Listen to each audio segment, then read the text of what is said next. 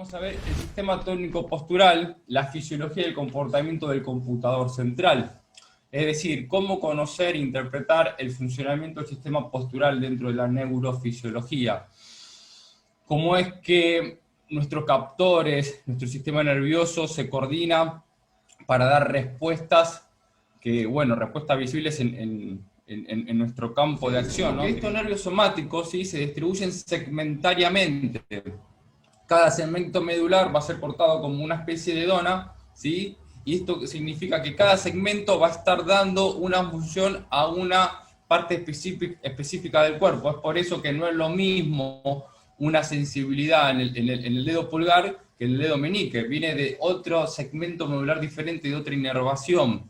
De esa manera originan lo que se llama el dermomiotoma de la estructura embrionaria asociada a esta somita. Es decir, cada somita en todo este embrión que se va formando, ¿sí?, va a tener diferentes niveles, ¿sí? Esto va a dar lugar en el tubo neural correspondiente. Por eso, cuando nosotros, por ejemplo, tenemos una patología en L5, L4, S1, viendo cómo está el tono del pie, ¿sí?, si está más duro, más rígido, cómo está la sensibilidad, podemos saber de qué raíz está el problema, de qué raíz está la compresión, porque no viene una información específica. No es lo mismo el hallux que el quinto dedo del pie, ¿verdad? Porque tiene otra inervación. Entonces de ahí viene esto de cómo hacemos las terapias reflejas a través del dermatoma. Entonces decimos que el dermatoma son áreas de la piel que están inervadas por un solo segmento de la médula espinal, un solo nervio espinal. Ojo acá, porque un solo nervio espinal va a estar inervando no a un músculo, sino a muchos músculos. Entonces decimos que el miotoma es el músculo correspondiente a esta inervación, ¿sí? Pero son muchos los músculos que están inervados por un segmento medular. Tiene una metámera específica de acción, por eso podemos ver ronchas, podemos ver, por ejemplo, psoriasis específicas en algunos lugares reflejos, tanto de la cara como del cuerpo. Podemos ver cómo los órganos se expresan en un mapa, ya sea con más o menos irrigación sanguínea, porque justamente cada órgano se relaciona con un área, porque cada segmento medular se corresponde a una inervación específica. Entonces decimos que los miotomas son las porciones del músculo que inervado por un solo nivel medular. Esto ya lo expliqué. Entonces decimos que las raíces aferentes, que son las raíces posteriores, ¿sí?, son las sensitivas. Esto es algo muy básico, pero hay personas que tal vez no lo sabían.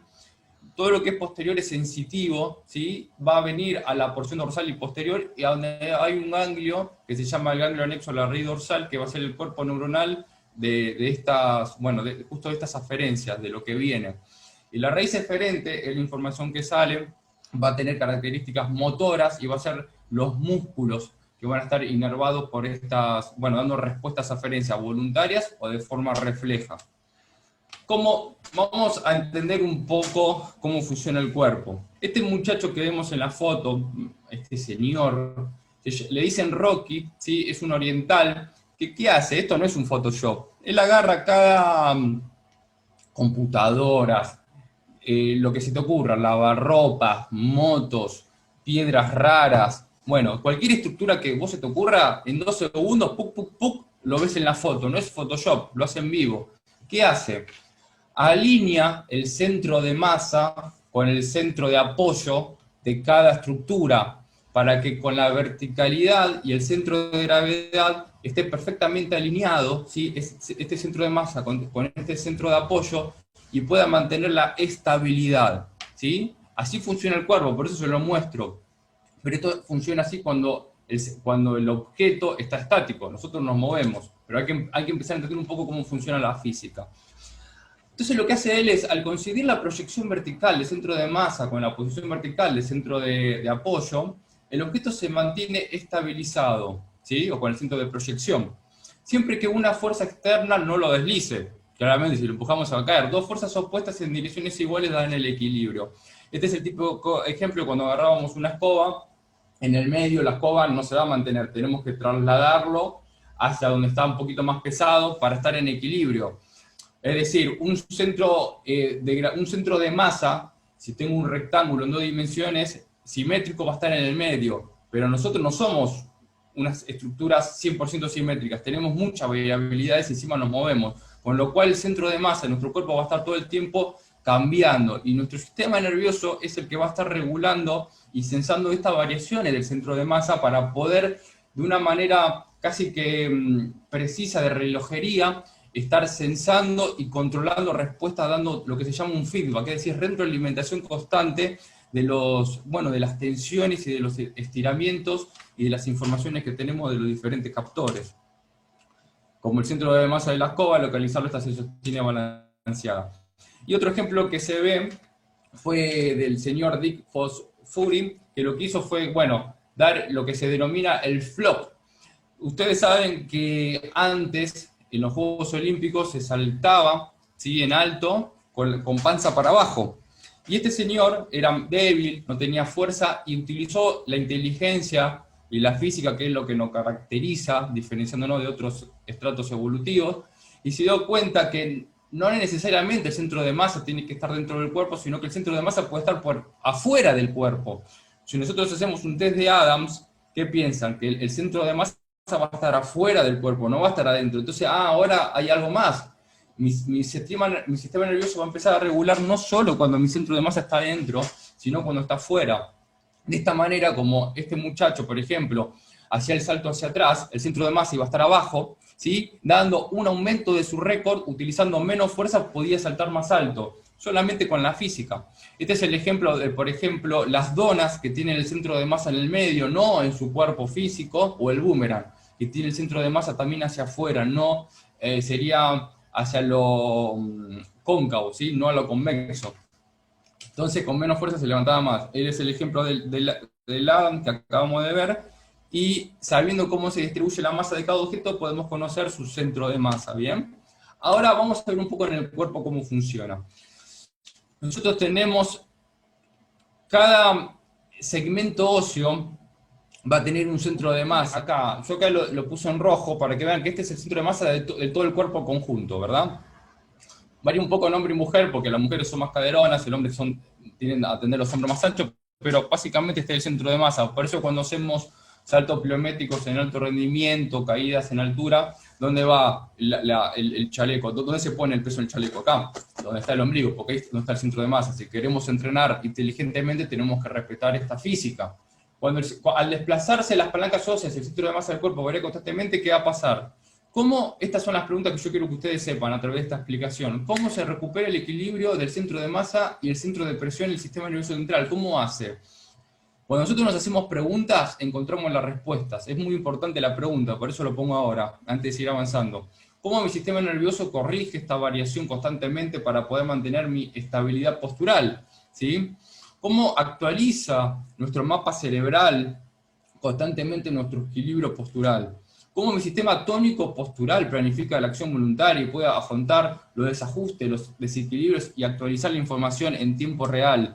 Entonces, ¿cómo hace? Bueno, tenemos en una primera respuesta y rápida el sistema visual, el sistema vestibular, que vamos a ver porque está entre pregunta, y el sistema propioceptivo. Entonces vamos a empezar a desglosar estos captores, que esto es lo que nos va a empezar a dar esta estabilidad, ¿verdad? Esta estabilidad dinámica. ¿Cuáles son los sistemas sensoriales? En principal tenemos el ojo, no está arbitrariamente como primero, por algo lo puse primero. Entonces la referencia va a ser la verticalidad, es decir, va a ver los marcos de las puertas, va a ver cómo cae la gravedad en los diferentes objetos.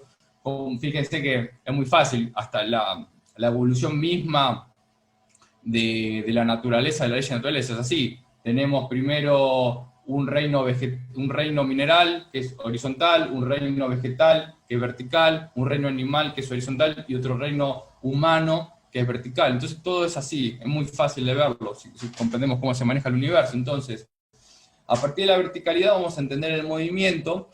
Cuando el ojo ve, ¿sí?, que estos hicieron ejemplos, estudios con niños, ponían a los niños que tienen el sistema todavía no madurado, en un cubículo. Cuando la pared se acercaba, el nene consideraba que iba para adelante, el nene estaba quieto, ¿verdad? Entonces, ¿qué hacía el nene? Se caía para atrás. porque su sistema nervioso interpretaba que él se iba a golpear contra la pared porque estaba avanzando y tenía que frenar. Entonces ya ven cómo el captor ocular, ¿sí? Ve cómo se mueven los objetos para poder tener referencias. El típico ejemplo cuando estoy sentado y se mueve el tren de al lado, y yo pienso que estoy avanzando, pero en realidad el tren que está al lado mío está yendo para atrás. O cuando yo veo un objeto que se agranda, mi cerebro interpreta que se está acercando, ¿sí? Esos son el ejemplo del tren o la pelota. Cuando una pelota se acerca, pum, hasta que me golpea, ¿verdad? Y esas son las investigaciones en niños. Fíjense acá, el sistema captor ocular, si bien es muy importante, tampoco podría funcionar solo. Es que nada en el cuerpo funciona solo, porque si no, no seríamos una máquina perfecta biológica. Fíjate acá, porque estas chicas pueden mantener esta postura, sobre todo esta que está de negro, y no se cae.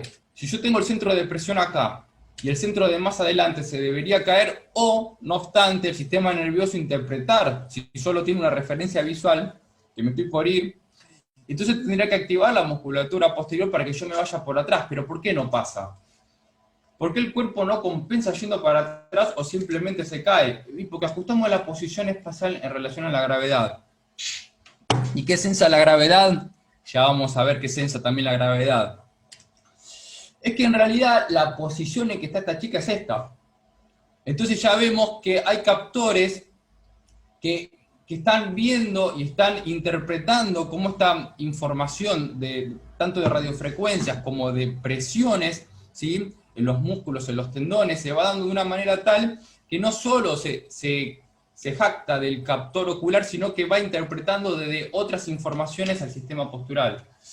Entonces, esto ya lo expliqué, es por eso que tenemos otros sistemas implicados en la regulación. El tercer captor, ¿qué será?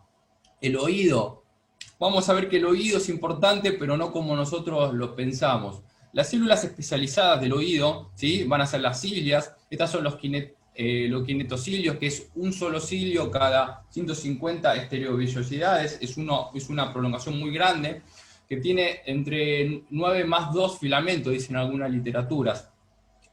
Y acá, acuérdense que el oído interno es muy chiquito, pero a su vez es un mundo de cosas, es un mundo anatómico, un mundo de información. Teníamos el utrículo y el sáculo, con esa mácula adentro, ¿se acuerdan que tenía los otolitos, o también llamados los carbonatos, ¿sí? Que en estos carbonatos sucedía que cuando se salían, o cuando había muchos metabolitos, iban a ir a los canales semicirculares. Y cuando esto pasaba, es el típico vértigo que tenemos. Por eso después hacíamos la maniobra de Hall-Pix, Dix-Hall-Pix, o la de Epley para corrección. Entonces tenemos el ejemplo del ascensor. ¿Qué hace el utrículo y el sáculo? Muy fácil, la aceleración lineal. Cuando yo voy para arriba, para abajo, yo estoy sabiendo que estoy en un ascensor, que el ascensor se mueve porque el utrículo y el sáculo están con esa endolinfa moviendo las cilias, y yo me estoy dando cuenta que me voy para arriba o para abajo, ¿sí?, o para adelante y para atrás. Los canales semicirculares que tenían tenían la cresta ampollar o esta ampolla, ¿sí?, y tenían la cúpula, ¿verdad? Esa va a ser las estructuras de los canales semicirculares, que son 3 canales orientados en los 3 planos dimensionales: plano sagital, plano horizontal y plano lateral. Van a estar sensando aceleraciones también, pero no verticales o lineales, sino angulares. El ejemplo de cuando roto la cabeza. Es por eso que cuando vamos, por ejemplo, en una montaña rusa, está bien, nosotros podemos cerrar los ojos y sentimos el desplazamiento, en gran parte por este captor. También estoy sintiendo, obviamente, la presión atrás del asiento, estoy sintiendo el viento, hay muchas cosas. Es imposible ver solo un sistema, pero para que entiendan cómo funciona. ¿Cómo va a funcionar esto? Cuando yo roto la cabeza, el líquido se va a mover. Por eso, ¿se acuerdan cuando hacíamos el juego de girar y parábamos cuando éramos nenes, y algunos no tan nenes? Nos giraba, cuando estábamos parados, sentíamos que todo giraba, porque por inercia, ¿sí?, si yo agarro un balde y lo empiezo a girar, por inercia el agua va a seguir girando, más si es un aceite. Entonces, cuando yo giro la cabeza, una cilia va a tener una señal por ejemplo, de hiperpolarización, y otra cilia va a tener otra señal de despolarización. Por eso mi sistema nervioso está interpretando que giro a la izquierda, ¿sí?, porque una da más información y una menos. Entonces dice, ah, listo, es muy analógico, muy simple, es muy binario, pero así funcionamos. Y este captor viene a raíz de una evolución de la cadena lateral de los mamíferos acuáticos. Los mamíferos acuáticos, nosotros tenemos todas las estrategias evolutivas, desde hasta el seveno psicosomático, toda expresión corporal de una enfermedad psicológica o emocional se va a transformar en una información que se va a transmitir desde el cuerpo, como decía Jung. El cuerpo es la ayuda que tenemos para manifestar el problema de la mente, ¿no? Y es que venimos de la evolución de los animales, en parte. Entonces la cadena lateral de los animales va a estar sensando también cómo se mueve el agua y la temperatura, entre otras cosas. Y voy a dejar el último, voy a dejar la frutillita del postre, ¿no? Que es, lo podemos denominar el segundo captor, que es el sistema propioceptivo. ¿Cómo se divide el sistema propioceptivo? ¿Se acuerdan del uso muscular y el órgano tendinoso de Golgi? Estos son los que sensaban acá el sistema gravitatorio, porque cuando se estira un músculo, está sensando a informaciones superiores cómo está mi cuerpo, cómo están mis palancas, ¿sí? Entonces, acordémonos, tenemos unas fibras.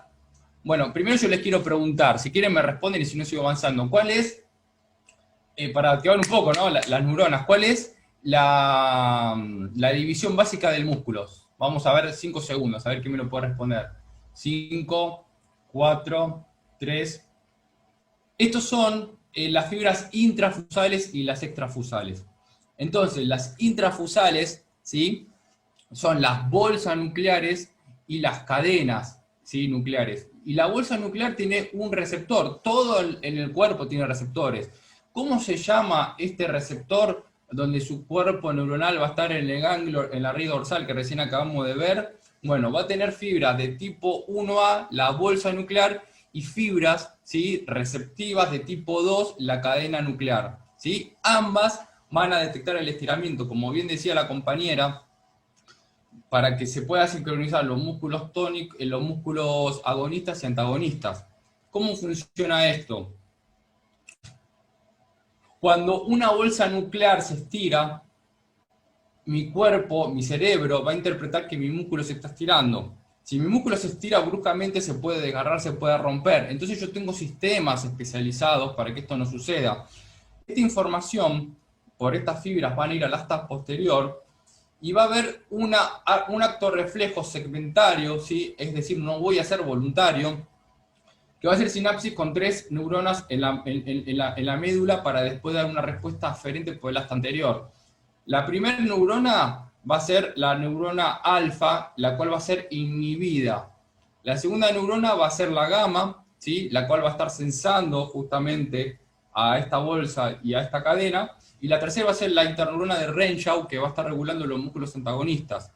Entonces, la primera neurona va a ser la alfa, que va a inervar al músculo antagonista. Cuando yo me estoy, cuando el músculo se está estirando repetidamente, la alfa agonista, al estar inervada, el músculo se va a cortar. Es el típico cuando me estoy durmiendo y hago el cabezazo para atrás.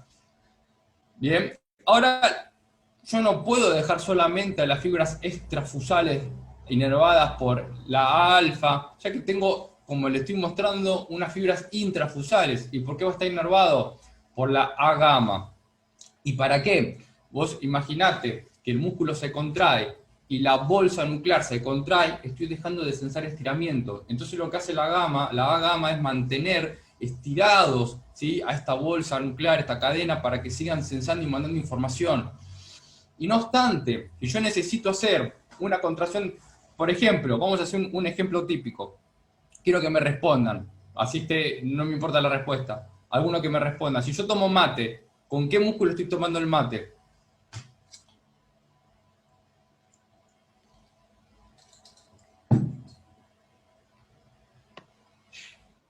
Orbicular de los labios, el buchinador, no sé. Sí, eso No son lo de sé la qué te... boca, pero yo me refiero al miembro superior. Ah, los flexores, principalmente el El bíceps. grupo Bueno, flexor. claro, no está mal, no está mal, ¿sí? La pregunta son a propósito, donde hacemos la pregunta está la respuesta. Si yo tomo solamente con los flexores, la bombilla me la clavaría en la Sí, garganta. obvio. ¿Sí? Sí. El grupo principal es el flexor en general, el patrón El- flexor de Cabat, pero bueno. Claro, pero el patrón flexor está controlado, ¿sí? Por Están el los circuito de... sinergistas. Claro. Esto viene a raíz del circuito de Renshaw. Por eso yo quiero empezar a ver esto en los ejemplos clásicos. Si nosotros solamente utilizaríamos una sola cadena sin controlar la opositora, sería un desmadre el movimiento. Entonces lo que hace este reflejo es utilizar la interneurona inhibidora de Renshaw para inhibir las A-alfa del músculo antagonista para que se pueda contraer. Entonces yo ya sé que los músculos funcionan por un circuito sincronizado entre circuito de Renshaw regulatorio y circuito alfa voluntario, o en este caso cuando es un reflejo no sucede tan así, pero fíjese cómo se regula igualmente el sistema. Entonces, por ejemplo, el gastrocnemio, los isquiotibiales, los paravertebrales, tienen respuestas a nivel segmentaria con un reflejo, ¿sí?, de circuito corto, o ascienden para dar una respuesta de planificación y para poder justamente regular esto, ¿no? Después, si nosotros sabemos que tenemos una fibra tipo 1A, ¿dónde está la tipo 1B? Muy fácil, en el órgano tendinoso de Golgi. El órgano tendinoso de Golgi va a entonces tener las fibras 1B, la hermanita. Esta va a transmitir información de tensión súbita muscular para que el tendón no se rompa. Típico ejemplo, un levantador de pesas está haciendo un ejercicio dinámico, como es una cargada del suelo, hace la cargada y como no tiene esta regulación se le vence la pierna. De tensión, por eso las plantillas que usamos no tienen que ser de más de 3 milímetros. Esto después lo va a explicar acá el director general del curso, pero para que entiendan por qué. Porque son muy sensibles en los captores. Entonces las plantillas tienen que ser específicas, ¿sí? Que ya lo van a ver. Entonces uno a veces dice, ¿cuánto es una centésima de milímetro, Miguel? Hasta acá le expliqué. Fíjate, estos son 0,1 centésima de milímetro es 0,1 milímetro, 0,1. Así de sensible es el pie. Fíjate vos cuánto es 0,4. ¿Sí? Es entre el 0 y el 0, esta es la distancia. ¿Sí? Acá la nonia, que es la parte esta que está abajo, coincide la cuarta línea, ¿no? Acá es 0,4. Y 0,25 es esta distancia. Mirá, nada, imagínate lo que es 0,01. Entonces, bien, acá tenemos lo que son las influencias suprasegmentarias dentro de este arco reflejo. Acá está, yo ya sé todo, con esta explicación ya está. Tenemos la neurona gamma, ¿sí? El arco gamma, perfecto. Acá tenemos que saber un poco del diccionario antiguo, ¿no? Alfa, beta, gamma, delta, epsilon, bueno, etcétera.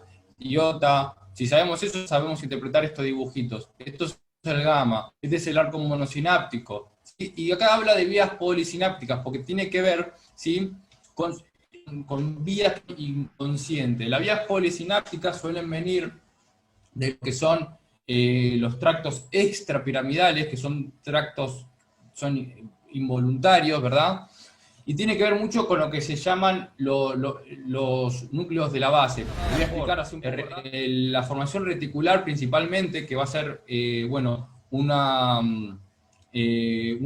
a ser un actor principal en esta vía, y por lo que se llama el cuerpo estriado. El cuerpo estriado tiene dos partes, ¿se acuerdan? El núcleo lenticular y el núcleo caudado. El núcleo lenticular se separaba en dos, ¿sí? En globo pálido y putamen, eso lo van a leer.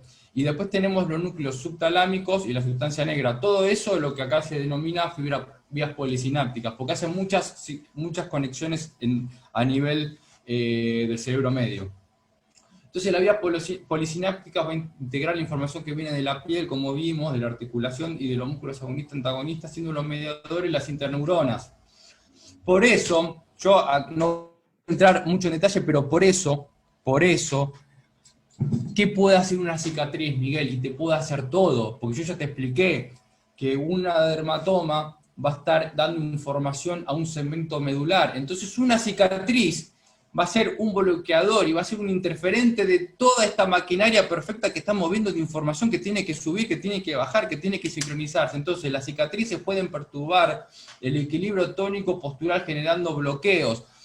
Pero Miguel, yo tengo una cicatriz en el dermatoma 4, ¿por qué se influye en todo el cuerpo? Hay algunos autores que hablan que el dermatoma se va a estar compartiendo información hasta 7 segmentos por arriba y 3 segmentos por abajo. Entonces estamos todos sincronizados y todos conectados. Por eso una cicatriz por más chica que sea, pero si es agresiva y está dando perturbaciones, que ya van a ver cómo se diagnostica o no, puede generar un disturbio postural total. Entonces relacione, la postura es un programa motor. ¿Qué es lo que sustenta? ¿Cuál es el motor de base? ¿Sí? El motor de base del programa motor, los ganglios basales, ¿sí? Es donde se sustenta esto. ¿Cuál es el iniciador del programa motor? Va a ser el lóbulo frontal, pero no todo el lóbulo frontal, la parte que se corresponde al control del movimiento. Esta es la corteza motora primaria y corteza motora secundaria. La corteza motora primaria está por delante de la circunvolución de Rolando, ¿sí? Sería como el giro precentral, denominada la área M1, ¿sí? Esa va a ser la área motriz primaria. Y la secundaria va a ser, tenemos 3 zonas de la secundaria. Se divide en prefrontal, en área motora suplementaria y complementaria, ¿sí? Esa va a ser la secundaria, súper importante. Ahora vamos a ver un poquito más a detalle. Esto va a ser el puntapié. Todo esto de acá, ¡pum!, va a ir al ganglio de la base. ¿Qué hace el ganglio de la base? Va también a recibir información de áreas asociativas y del tálamo posterior, mejor dicho, el pulvinar y el geniculado posterior, ¿sí? Del tálamo. El tálamo va a ser más que nada un transmisor de información kinésica y el área asociativa más que nada información sensorial. Esto va a ir al ganglio de la base. Y del ganglio de la base van a salir 4 vías. La primera vía va a ser una vía voluntaria, y como dijo también la compañera, va a ser músculo fásico, los músculos voluntarios. Es ese 1/3 de la masa muscular total que tenemos, la cual movilizamos. Va a haber otra vía, que va a ser la voluntaria y postural, que van a ser el 2/3 de la masa muscular postural que tenemos, o en realidad de la masa muscular total, ¿sí? Que es involuntaria, que son fibras tónicas y tónicas fásicas. Tenemos una tercera y cuarta vía que va a ser la formación reticular, como le decía, con las vías polisinápticas, y el núcleo rojo que va a estar regulando el arco gamma también, ¿sí? Muy importante el núcleo rojo. Ahora bien, interesante esto, mirá, el voluntario va a hacer énfasis, ¿sí?, en una retroalimentación con la corteza motora primaria, y lo involuntario va a ser una retroalimentación con la corteza motora secundaria, y a su vez la motora primaria va a ir a hacer una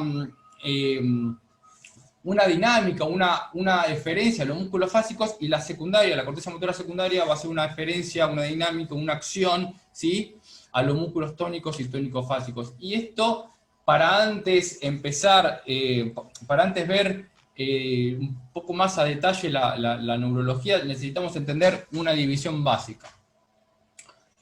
Todo en el sistema nervioso es a través de ejes. Cuando nosotros empezamos a leer rostral, caudal, ventral, ¿qué es esto? No entiendo nada. Hay un eje que se llama el eje de Forel, que se denomina así, bueno, por este autor, y viene a raíz del prosencéfalo, que es una línea que corta así al cerebro.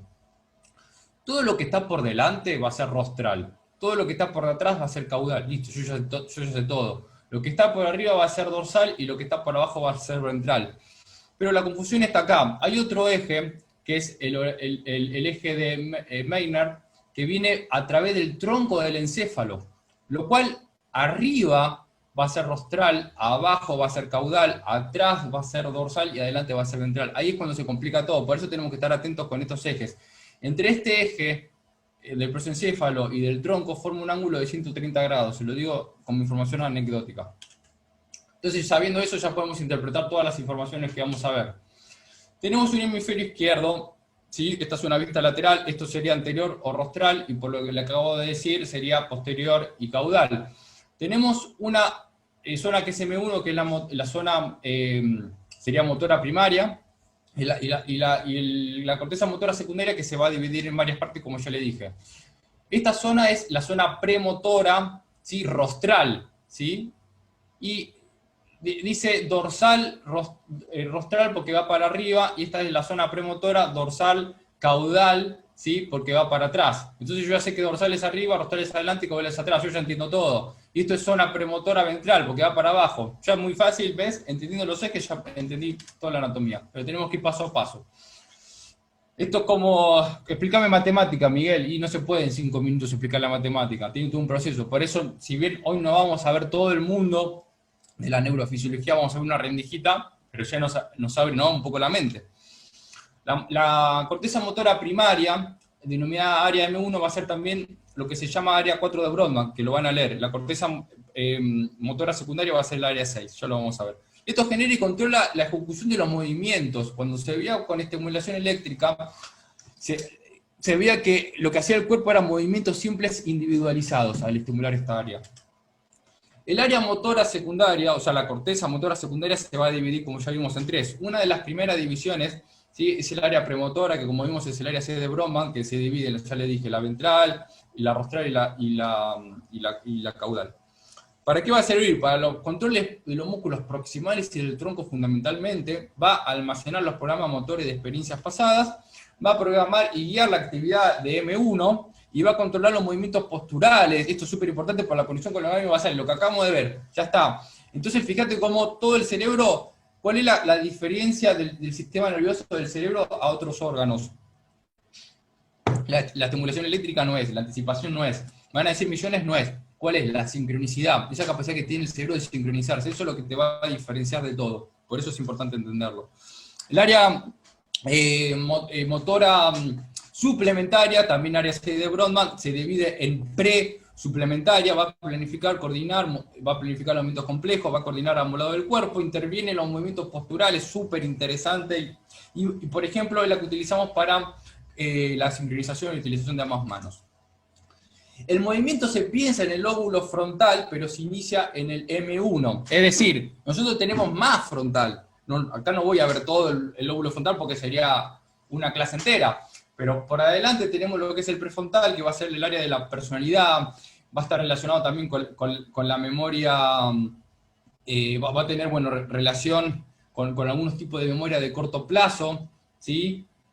Como la memoria operacional, por ejemplo, entre otras cosas, y va a estar relacionando todo lo que es la personalidad con el movimiento, con asociaciones emocionales. Por eso, una emoción negativa puede dar huellas en bloqueo o puede modificar mi postura por esta relación que tenemos. Entonces, sabemos lo que se llama, conocemos el homúnculo motor o de Penfield, acá está, justamente en esta área se la presento, y cuando se hacía más estimulación eléctrica, en el área motriz secundaria se vio que los movimientos eran más complejos. Ahora bien, para yo entender el área motora complementaria, tengo que empezar a ver un poquito el cerebro ya con un corte, no tan de lateral, sino desde medial, ¿sí? De vuelta, lo anterior es rostral, lo de atrás es caudal.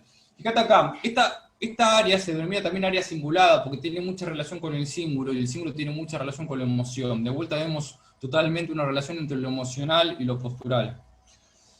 Esto significa corteza cingulada rostral, corteza cingulada rostral anterior, rostral posterior porque es un poquito más atrás, y corteza cingulada caudal. ¿Sí? Entonces, áreas motoras cinguladas también se le dice a las áreas motoras complementarias. El CMA va a ser igual a decir CCZ, RZP, RCZA, ¿sí? Y va a estar, esto ya se lo expliqué, y va a estar involucrado en los movimientos de las manos como son tareas difíciles o de memoria reciente, como ya le dije de la memoria operativa, sistemas emocionales, ansiedad, placer, miedo, porque está relacionado con el cíngulo, y prepara y ejecuta el movimiento practicado y memorizados. Es decir, todo lo que son los datos de la memoria que yo ya conozco para poder generar una respuesta entrenada va a estar acá grabada. Acá le presento B6, B4, ¿sí? Este es el surco Rolando, este es el giro precentral, ¿sí? Acá está 4 de broma, 6 de broma, y ahora vamos a ver lo que es el área 1, 2, 3, que tiene que ver con el lóbulo parietal. Entonces, como vimos, toda la información elaborada por la corteza motora primaria y secundaria es transmitida a los ganglios de la base, y los ganglios de la base van a elaborar el programa motor. Yo ya te todo. Y como un dato anecdótico, y para cerrar con broche de oro, el hemisferio frontal no puede faltar un poquito de los datos de la prefrontal. Van a ser el área 9, 10, 11 y 12 de Brodmann, va a tener que ver con los procesos mentales superiores, como el juicio, la voluntad, la ética, la moral, el razonamiento, la personalidad, etc. Vamos a pasar ahora a lo que es la área asociativa del lóbulo parietal.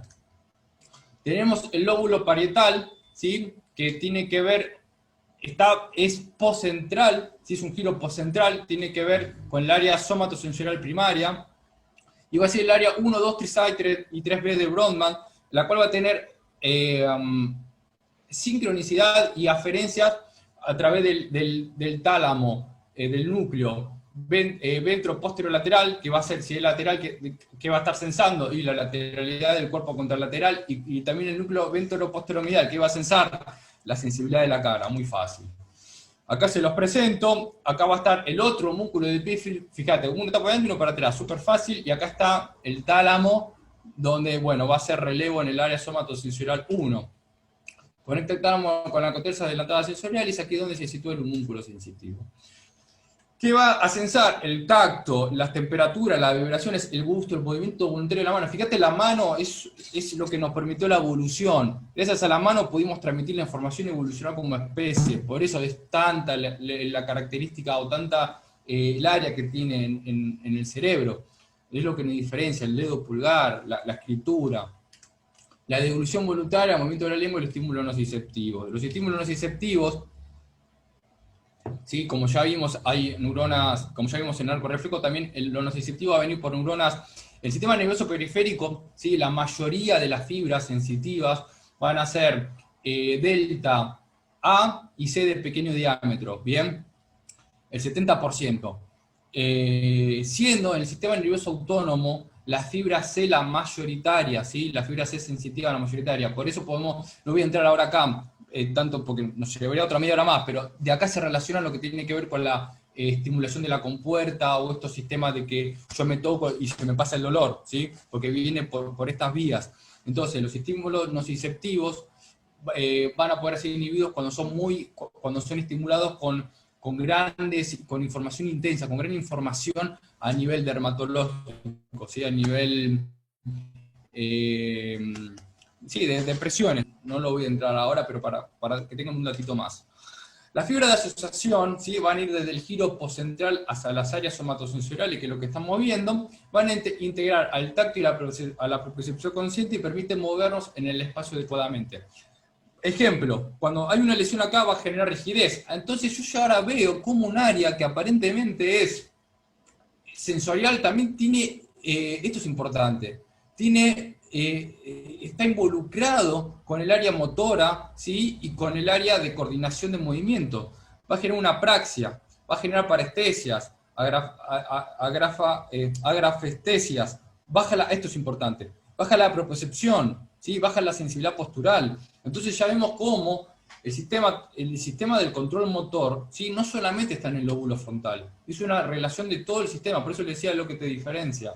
Vamos a ver la corteza parietal posterior. Esto es re importante, y cuando lo estaba viendo me dije, wow, esta corteza es parte de la corteza motora secundaria. ¿Se acuerdan que lo vimos hace un rato? La corteza 6 de Brodmann, el área 6, ¿sí? Que era la prefrontal, etcétera, etcétera, etcétera. Es parte de esta área. Recibe información del sistema visual, auditivo y somatosensorial, claramente porque es un área sensitiva. ¿Sí? Va a ser el área 5 y 7 de Brodmann, pero esta se divide, este parietal se divide. ¿Cómo se va a dividir? En el parietal superior dorsal, que va a estar por arriba siendo el área 5 y 7 de Brodmann, se va a dividir en áreas, va a tener funciones de áreas de asociación sensitiva, de áreas, va a tener relación con la corteza motora frontal, con la coordinación ojo-mano, donde pongo la bala, ¿sí? Encargada de transformar la información visual en instrucciones motoras. Y vamos a tener una división que va a ser el lóbulo parietal inferior con un complejo multimodal, ¿sí? Porque ahora vamos a ver por qué tiene lo que se llama la circunvolución supramarginal, que es el área sensitiva terciaria o área 40 de Brodmann, que va a estar acá adelante, ¿sí? Con datos sensoriales táctiles, percepción espacial, etcétera, etcétera, identificación de la postura, otra vez la postura está acá presente, ¿sí? También va a tener que ver con la memoria, pero esta va a ser una memoria más episódica, una memoria más de trabajo, ¿sí? Va a tener que ver con la capacidad de ver el gesto, las neuronas espejo están acá, donde yo puedo tener empatía, ¿sí? Con el gesto de la otra persona. Bueno, una división de los hemisferios que lo pueden dar después. Y tenemos la circunvalación angular ventral, ¿sí? Que va a ser el área 39 de Brodmann, ¿sí? Esto más tiene que ver con la lectura, con la escritura, con la compresión, con el cálculo, con otro tipo de sistemas. Por eso es multimodal, porque tiene multimodalidades corteza parietal posterior, ¿sí? Entonces decimos que las fibras de la somatosensorial primaria se van a proyectar a somatosensorial secundaria, y de ahí van a ir al lóbulo parietal superior dorsal, al área 5 y 7 de Brodmann. Y vemos también que trabaja, ¿sí?, con el lóbulo frontal, recién lo acabamos de ver, y entonces da un feedback de los movimientos voluntarios y así puede corregirse según sean los estímulos externos. El sistema postural, todo lo que acabamos recién de explicar, va a intervenir de esta manera. Si la información que proviene del captor es asimétrica y patológica, habrá un nuevo ajuste por parte del computador central. Entonces se va a generar un ajuste postural patológico que el algoritmo lo va a considerar como correcto. Entonces se va a autorregular todo este sistema a sí mismo para mantener esa lesión, esa patología.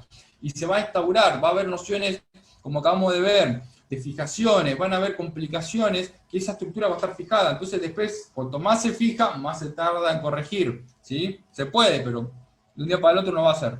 Se trata de un sistema cibernético que tiene dos características: es automantenido y autoadaptado. Decimos, por todas estas regulaciones que vimos, decimos pues que se autoadapta a su desequilibrio. ¿Sí? Entonces, esto está bueno, esto lo vamos a explicar, estamos bien de tiempo. Entonces los elementos constitutivos del sistema tónico postural son las piel con los esteroceptores, por ejemplo Meissner, por ejemplo Markel, por ejemplo las terminaciones nerviosas libres, por ejemplo Pacini, por ejemplo Golgi, ¿sí? Golgi-Mazzoni, etc. Y tenemos los propioceptores articulares, ¿sí? Y tenemos los músculos. Esto es principal. Entonces, los constitutivos del sistema tónico postural son los estereoreceptores cutáneos, siendo las terminaciones libres, las fibras finas y gruesas, siendo las complejas encapsuladas de Merkel, que ya lo expliqué, y tenemos las encapsuladas, que tenemos, como ya les dije, Golgi, también está Ruffini, Meissner, que era el principal en los pies, Kraus, Golgi, Mazzoni y Pacini. Todos los estereoreceptores cutáneos transmiten información a los músculos por las vías polisinápticas. Se ajustan según solicitación. Una parte de la información va a viajar por la vía lemnicalis y otra lemnicalis, ¿ves? Por eso le mostré antes, ya si lo viste, ya lo sabés. Llega la información a la piel, de la piel, músculos y articulaciones hacia los músculos agonistas y antagonistas por la vía polisinápticas, y con este sistema de Renshaw va regulando. Por eso las patologías que pueden ser las cicatrices pueden perturbar el equilibrio tónico postural y bloquear el trabajo de la reprogramación. Ya van a ver después con Mauricio un poco más a profundidad. Esta es la explicación. La traducción de la información, ¿sí?, convierte la energía mecánica en eléctrica. ¿Sí? Toda la radiofrecuencia, toda la energía va a ser interpretada por nuestro sistema nervioso y el sistema reticular, y va a interpretar la realidad de una manera X. Por eso un fotón lo podemos interpretar como una radiación electromagnética dando respuestas eléctricas a nuestro cuerpo y ya formando las imágenes correspondientes de nuestro lóbulo occipital. O sea, tenemos muchas patologías en el ojo, ¿sí? Algunos autores de la dinámica postural le dicen que la hipoconvergencia, si bien puede ser a nivel, digamos, cuantitativo, casi que no es visible, como si fuera una hipermetropía, un astigmatismo, etc., pero a nivel postural va a generar un gran desorden, va a ser un gran interruptor, ¿sí? Entonces un problema ocular causa un desajuste postural en uno más plano del espacio. Una pequeña hipoconvergencia es más importante que una gran alteración de los ojos, lo que vimos recién a nivel posturológico, disculpen que puse mal la L, por las relaciones a nivel central que poseen.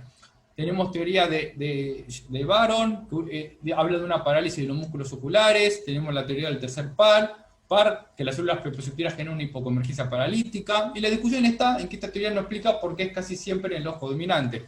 Bueno, da para hablar un poco más en profundidad, pero no va a dar el tiempo. A ver si hay algo más para que sepa. Le voy a hablar algo más del cerebelo, que es algo importante que necesitamos saber, y terminamos. Entonces decimos que los captores transmiten informaciones. Bien, el computador central, como ya lo vimos, integra esta información, excelente, por los núcleos vestibulares, como ya vimos en el oído, los ganglios basales, que ya vimos cuáles son, cuerpo estriado, lenticular, etc. El cerebelo, que el cerebelo va a ser el procesador del computador, porque es anticipador, regulador y comparador. Va a tener relaciones con todas las estructuras del sistema tónico postural, va a comparar permanentemente la información y va a ser, fíjate qué importante, ¿sí?, lo que le da la naturaleza, ¿no? El 11% del peso del cerebro y el 50% de la fibra. El 50% de la fibra. Recién vimos una rendijita de lo que es el cerebro. Fíjate lo que sería ver el cerebelo. Por eso le digo, no se puede enseñar matemática en un módulo, ni tampoco todo lo que es la neurofisiología, pero ya vamos abriendo la cabeza, que es lo que nos interesa. Todas esas estructuras están sometidas a las estructuras corticales motoras, frontal premotor, como ya vimos, M1, ¿sí? Intervienen las formaciones, premotor sería la secundaria. Intervienen las formaciones asociativas y comisurales, ya vimos, entre el mismo hemisferio, interhemisférico, permitiendo los intercambios de derecha e izquierda, el cuerpo calloso, la comisura blanca, comisura anterior y posterior, y el eje longitudinal medial. Sin más preguntas de ustedes, muchachos y compañeras, los escucho, soy todo oídos. Bueno, Miguel. Bueno, algunos dicen que están un poco choqueados de tanta información, pero gustosos de que después la van a repasar con más tiempo y sí, es mucho para poco tiempo. Pero por ejemplo acá Rosa preguntaba si se puede corregir alteraciones posturales a través del sistema nervioso periférico para pacientes con afecciones centrales. Si tiene una afección central, como por ejemplo, estamos hablando por ejemplo, una ACV, una isquemia, una hemorragia importante. Por ejemplo, a ver, una parálisis cerebral. Si tiene una parálisis cerebral ya estructurada, si bien los estímulos aferentes van a ayudar a mejorar la calidad de vida, no van a retraer ese disturbio que hubo a nivel central. Para eso hay que utilizar otras estrategias.